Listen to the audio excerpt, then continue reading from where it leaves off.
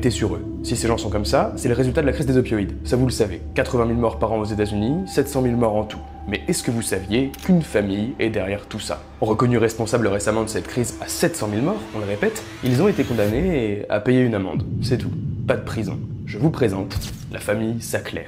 En 1952, ils acquièrent la société Purdue Pharma. En 1996, ils lancent Oxycontin, un opioïde révolutionnaire à libération prolongée qui soulage de la douleur pendant 12 heures et avec un très faible risque d'addiction. Pour faire la promotion de ce produit, ils font des campagnes de marketing hyper agressives. Ils incitent des médecins à prescrire leurs produits et récompensent chaleureusement ceux qui augmentent les doses, même pour de très faibles douleurs. Leur armée de commerciaux avait un credo très simple: si le patient souffre, c'est qu'il a besoin de plus d'Oxycontin. Alors les ventes grimpent énormément. L'Oxycontin est prescrite à des millions d'Américains, même pour des douleurs bénignes. Mais ce que les Sackler ont volontairement caché dès le début, c'est que l'Oxycontin est, en réalité, extrêmement addictif. Et les Sackler ont choisi de camoufler les études internes qui le montraient. Problème, la crise des opioïdes devient un problème sanitaire d'une extrême gravité aux États-Unis. Et l'Oxycontin est, dans une énorme majorité des cas, la porte d'entrée directe au fentanyl et à l'héroïne. Alors à partir de 2018, plusieurs États accusent la famille Sackler d'être directement responsable de cette crise qui a causé la mort de plus de 700 000 personnes. Et en janvier 2019, 36 États sont en procédure contre Purdue Pharma. Alors, sous la pression judiciaire,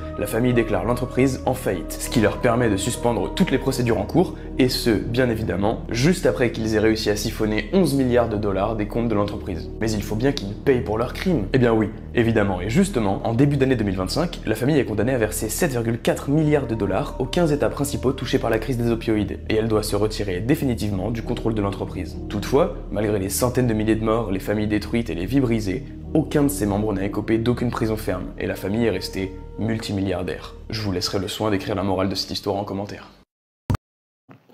Et... Tu viens de quel pays? Moi? Oui.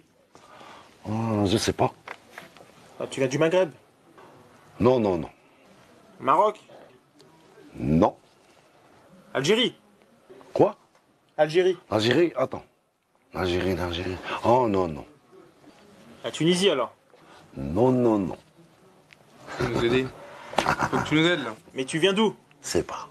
Faut que tu nous aides là. أنا على غالب أنا ما نديركم مش عارف نروح يمين أنا. Et tu viens d'où?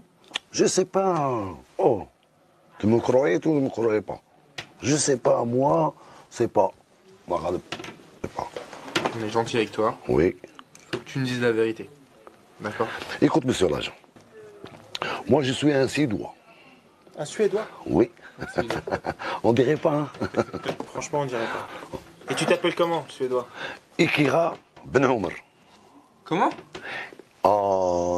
ما نعاودهاش. نقولها غير خطرة. Tu viens de quel pays? Moi?